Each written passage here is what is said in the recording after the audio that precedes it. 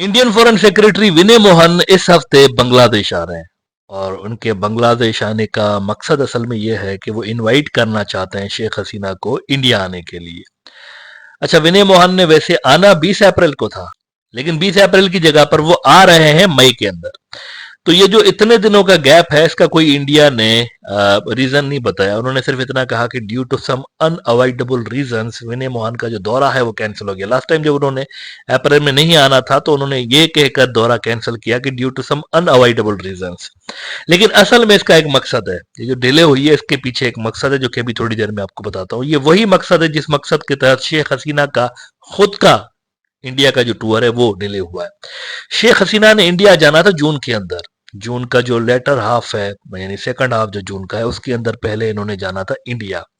लेकिन इंडिया ने इनसे रिक्वेस्ट की कि नहीं, आप जून में मत आइए, आप जुलाई में आइए। क्यों क्यों रिक्वेस्ट की? सोचने की बात है ना, जून में आने से क्या प्रॉब्लम था? क्योंकि जुलाई के अंदर असल में शेख हसीना एक बहुत ही इंपॉर्टेंट मुल्क के दौरे पे जा रही हैं जहां पर इंडिया की नजर है।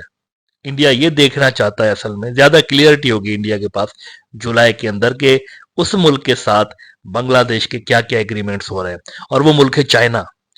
चाइना ने ऑफिशियली इनवाइट किया हुआ है शेख हसीना को जुलाई के अंदर और बड़ा हिस्टोरिकल वेलकम उनको मिलेगा, रेड कारपेट इस्तकबाल सारा कुछ होगा। लेकिन साथ में बड़े ही इंपॉर्टेंट वहां पर एग्रीमेंट्स भी होने जा रहे हैं बांग्लादेश और चाइना के दरमियान। तो इंडिया असल में यह रीड करना चाहता है कि किस नोयत के एग्रीमेंट्स दोनों मुल्क करने जा रहे हैं। इसीलिए इंडिया चाहता है कि थोड़ा ये जो इनका शेख हसीना का दौरा है ये डिले हो, जून की बजाय जुलाई में हो, ताकि इनके पास ज्यादा क्लियरिटी आ जाए कि किस नोयत के जो एग्रीमेंट्स हैं दोनों मुल्क करने जा रहे हैं, चाइना और बांग्लादेश। अच्छा, ये जो शेख हसीना का इंडिया का दौरा होगा इसके अंदर बहुत सारी इंपॉर्टेंट चीजें डिस्कस होंगी। वैसे ये काफी अहमियत का दौरा है। मतलब ये सिर्फ ऐसे फॉर्मेलिटी वाला नहीं है कि जी होता रहता है ना, जब ये इलेक्शन जीतती हैं तो पहले पहले इंडिया जाती हैं।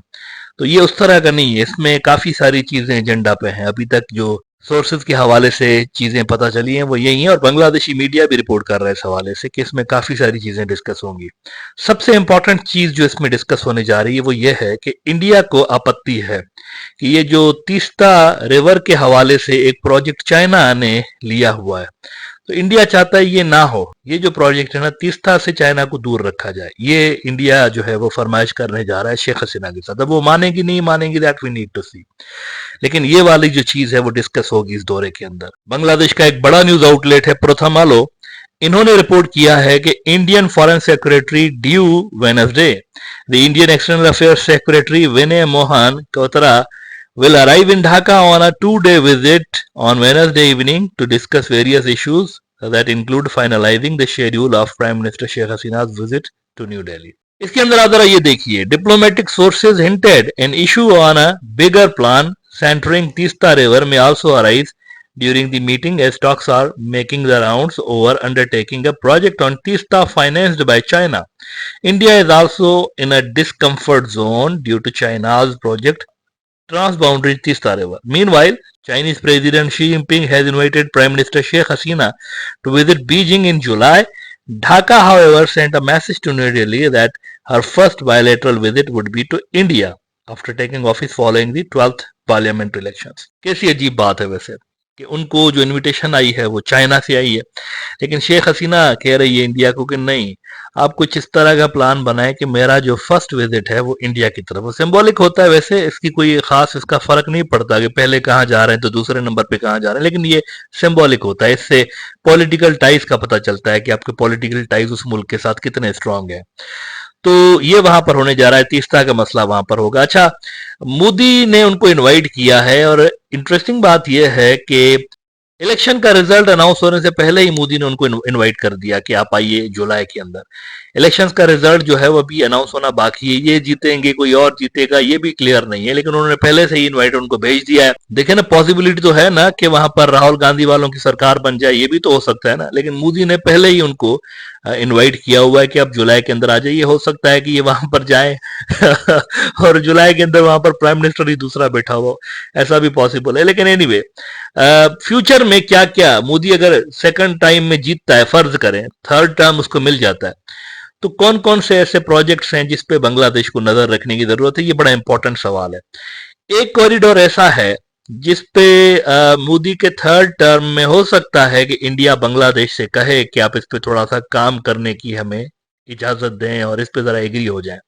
इंडिया एक कॉरिडोर बनाना चाहता है राइट फ्रॉम 1980s। 1980 से लेकर इंडिया की एक जगह पे नजर है, बांग्लादेश की नॉर्थ पे नजर है, और इंडिया वो कॉरिडोर बनाना चाहता है सिलीगुड़ी कॉरिडोर के पास से। इंडिया समझता है कि सिलीगुड़ी के ऊपर, जो लोग वेस्ट बंगाल से ये प्रोग्राम देख रहे हैं उनको पता होगा कि सिलीगुड़ी कॉरिडोर की बहुत सारी जगहें ऐसी हैं जहां पर बहुत ज्यादा ट्रैफिक होती है, वहां से क्रॉस करना मुश्किल होता है क्योंकि नैरो स्ट्रिप है, छोटी सी स्ट्रिप है, रोड इतना बड़ा है नहीं जितनी ट्रैफिक वहां से गुजर रही होती है। इंडिया समझता है कि इसको, इस ट्रैफिक के बहाव को भी डाइल्यूट करना और सिलीगुड़ी कॉरिडोर के ऊपर से प्रेशर को कम करने के हवाले से और सिक्योरिटी पॉइंट ऑफ व्यू के हवाले से भी सिलीगुड़ी का अल्टरनेट साइड से ही क्रॉस करके और बनाया जा सकता है बांग्लादेश से। अब वो कौन सा प्रोजेक्ट है, इसके लिए मैं आपको इंडियन न्यूज आउटलेट दिखाऊंगा। थोड़ी सी पुरानी खबर है लेकिन रिलेवेंट है। मोदी अगर थर्ड टर्म में आ जाता है तो यहां पर कुछ एक्टिविटी होने के चांसेस हैं, या इंडिया कम से कम डिमांड जरूर कर सकता है। Whether Bangladesh will agree to this project और नॉट, ये दूसरी बात है, सेकेंडरी बात है, लेकिन इंडिया शायद इस पे आगे चलकर तो बांग्लादेश को रिक्वेस्ट जरूर कर सकता है। द इकोनॉमिक टाइम्स ने कुछ अर्सा पहले लिखा था कि India Tetulia corridor to resurface as a major election issue. अब ये कॉरिडोर कहां से निकलेगा, कहां तक जाएगा, इस हवाले से इसी स्टोरी की आप ये जरा हिस्सा देख लीजिए कि this corridor can connect Chopra sub division of North Dinajpur district to Mainaguri in Jalpaiguri district, both in Indian state West Bengal through Tetula Upazila in Bangladesh. It can reduce travel length of all northeast India bound vehicles for over 85 kilometers, cutting down transportation costs significantly. Eventually, this is a major public demand in entire northern West Bengal as well as northeast region. Presence of total 31 Lok Sabha seats in the area makes it an important election issue. तो हो सकता है कि अगली बार जब वहां पर waste Bengal के अंदर इलेक्शंस होंगे तो उससे पहले मोदी सरकार यहां पर कुछ आपको एक्टिविटी करता हुआ नजर आए इस हवाले से। थोड़ी देर पहले ही यहां रेल रोड जैसी अनेक परियोजनाओं का शिलान्यास और लोकार्पण हुआ है। सिलीगुड़ी और जलपाईगुड़ी में उसके चौड़े हाईवे और यहां बाईपास बनने से आना जाना और आसान होगा। आज नॉर्थ बंगाल की रेल कनेक्टिविटी बेहतर हो रही है। हर किसी को इच्छा है कि यहां से आधुनिक ट्रेनें चलें। आने वाले 5 वर्षों में यहां की आधुनिक कनेक्टिविटी नई बुलंदी पर पहुंचने वाली है।